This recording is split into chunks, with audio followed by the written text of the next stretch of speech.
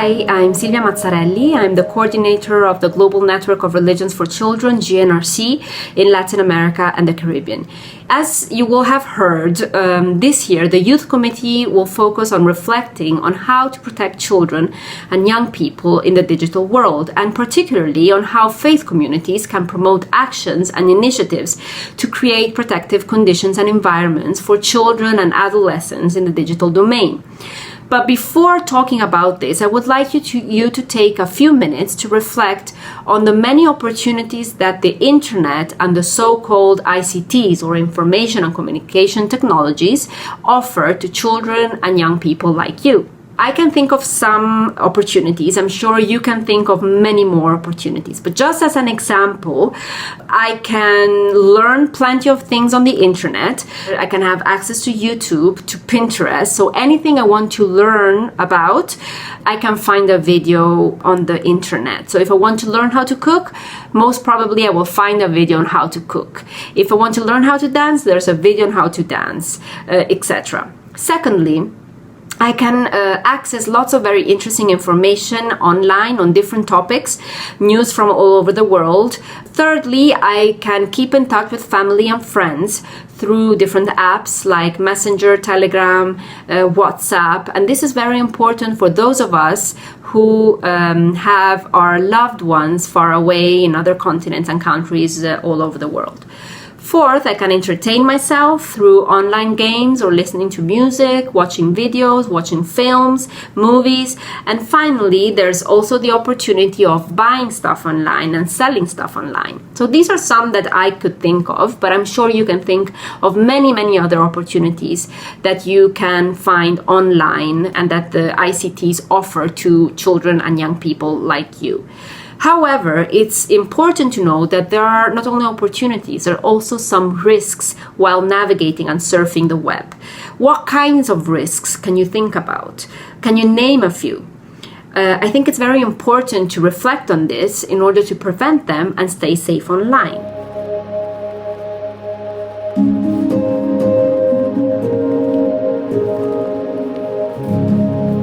I would like to talk a few minutes about the online sexual abuse and exploitation of children, which includes many things. It includes online child sexual abuse material, sometimes called child pornography.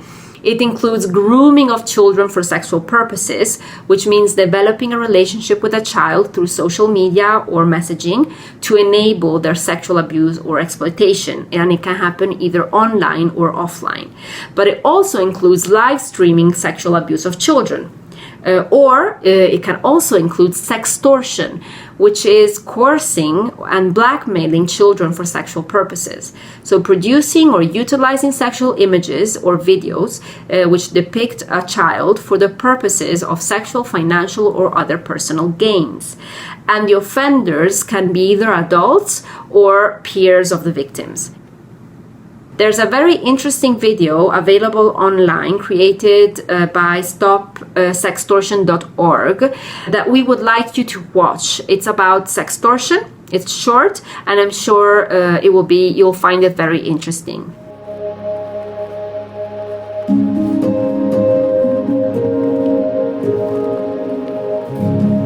Now, I would like you to think about the following. Are there any behaviors that you think might put you at risk? I think there are.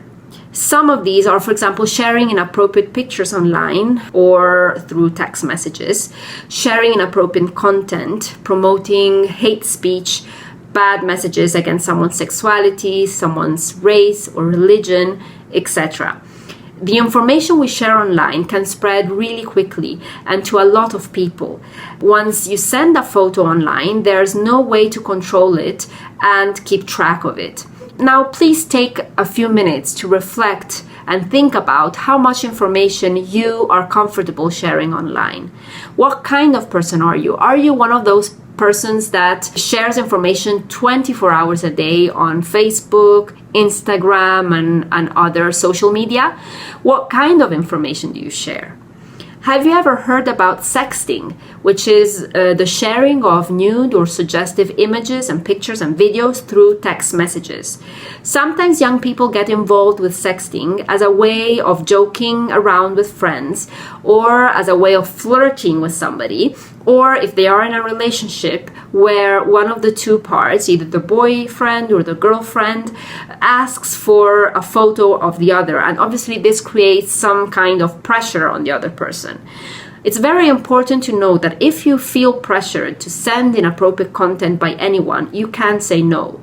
And if you're struggling with that decision, then you can reach out to a friend, or even better, to a trusted adult. Because feeling supported can help make those tough decisions a little bit more easier. It's also important for you to know that if a sexting image or video has been posted to a website or an app, there are some steps you can take to try to get it taken down. There's another video I would like you to watch, which is called Your Photo Fate by NetSmarts. It's an interesting video on the consequences of posting a picture or photo online. So please watch that video as well.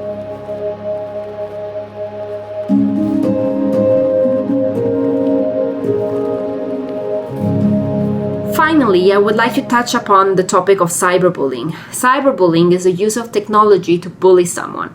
It can include many things. It can include, for example, saying mean things to somebody, creating a hate group about someone, spreading gossips or rumors about somebody, posting inappropriate photos, bothering someone online, making mean comments online, photoshopping someone's photo to embarrass that person and then sharing the images online, or making threatening remarks, or stealing someone's identity to then create a fake profile in some social media.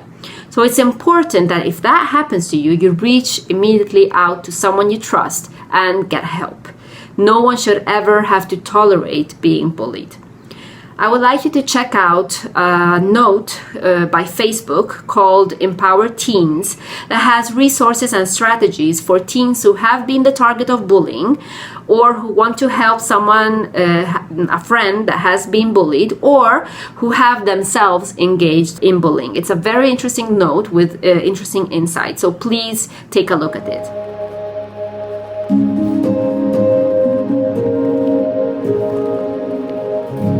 So in this video, we went through some of the opportunities and risks that we can find online. I think it's clear by now that what we do online matters offline as well, and that we have to focus on creating a safe and positive online environment for every child and young person, because every child and young person has the right to be and feel safe online.